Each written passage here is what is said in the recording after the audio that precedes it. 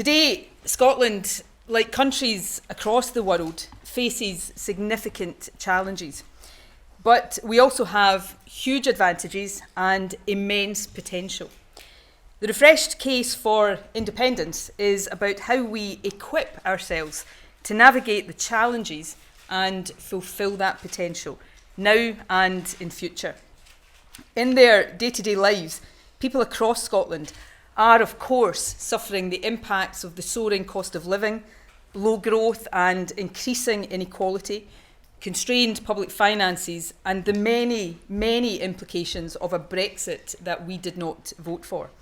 These problems have all been made worse, or most obviously, in the case of Brexit, directly caused by the fact we are not independent. So at this critical juncture, we face a fundamental question. Do we stay tied to a UK economic model that consigns us to relatively poor economic and social outcomes, which are likely to get worse, not better, outside the European Union? Or do we instead lift our eyes with hope and optimism and take inspiration from comparable countries across Europe?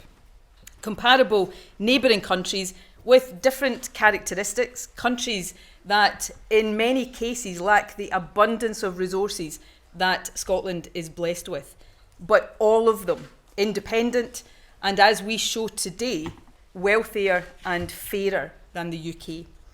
Today's paper and those that will follow in the weeks and months to come is about substance. That is what really matters. The strength of the substantive case will determine the decision people reach when the choice is offered, as it will be. And it is time now to set out and debate that case. After everything that has happened, Brexit, COVID, Boris Johnson, it is time to set out a different and better vision. It is time to talk about making Scotland wealthier and fairer. It is time to talk about independence and then to make the choice. Now, how we secure that choice, as we are committed to doing, is of course a highly pertinent question. So while today is very much about substance, let me address briefly the issue of process. I was re-elected as First Minister just over 1 year ago on a clear commitment to give the people of Scotland the choice of becoming an independent country. And the people of Scotland elected a Scottish Parliament with a decisive majority in favour of both independence and the right to choose. The Scottish Parliament, therefore, has an indisputable democratic mandate, and we intend to honour that. A referendum, though, if it is to be deliverable, command confidence and achieve its objective, must be lawful. It is the parties opposed to independence and only them who would benefit from doubt about the process. These parties don't want to engage on the substance of this debate because they know how increasingly threadbare their arguments are. Their only hope is to cast doubt on the process. Those of us who relish the opportunity to make and win the substantive case for independence mustn't allow them to do so. Of course, if this UK government had any respect at all for democracy, the issue of legality would be put beyond doubt, as in 2014 through a Section 30 order. I make clear to the Prime Minister again today that I stand ready to discuss the terms of such an order at any time. But my duty as the democratically elected First Minister is to the people of Scotland. It is not to Boris Johnson or to any Tory Prime Minister. This is a UK government that has no respect for democracy. And as we saw again yesterday, it has no regard for the rule of law either. That means if we are to uphold democracy here in Scotland, we must forge a way forward, if necessary, without a Section 30 order. For the reasons I've set out already, however, we must do so in a lawful manner.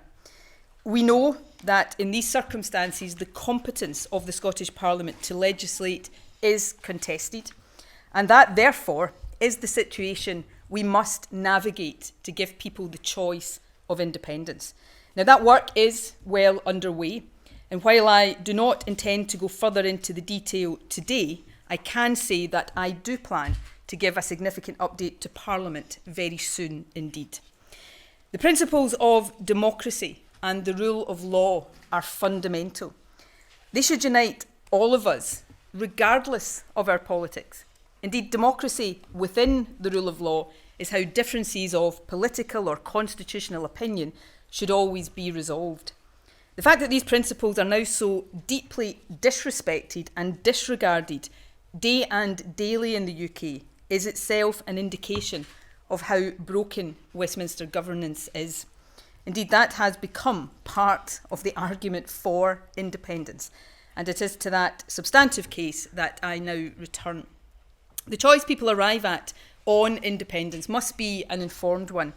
The case we make must speak not just to those who already support independence, but also, indeed even more so, to those not yet persuaded.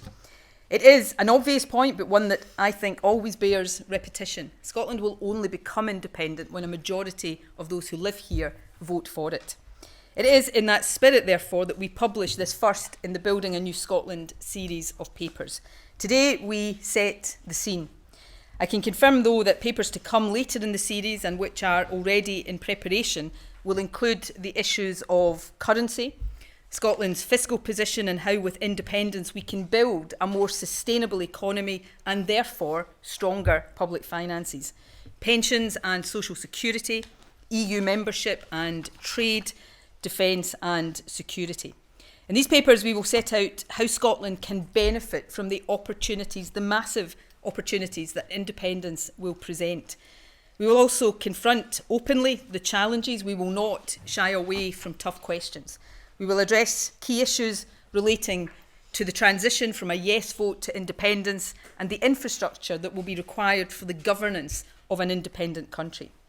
Of course, on that latter point, Scotland has already come a long way since 2014. A great deal of nation building has been done in the years since. For example, Scotland now has our own tax and social security agencies, an independent fiscal commission and a national investment bank. In other words, substantial parts of the infrastructure that an independent Scotland will need and which did not exist in 2014 are now in place. That means Scotland today is even more prepared for independence than we were in 2014. Of course, any case for change starts with an analysis of the status quo, and that is the purpose of the paper we are publishing today. It really isn't difficult to list the many ways in which Westminster governance is currently failing Scotland and holding us back.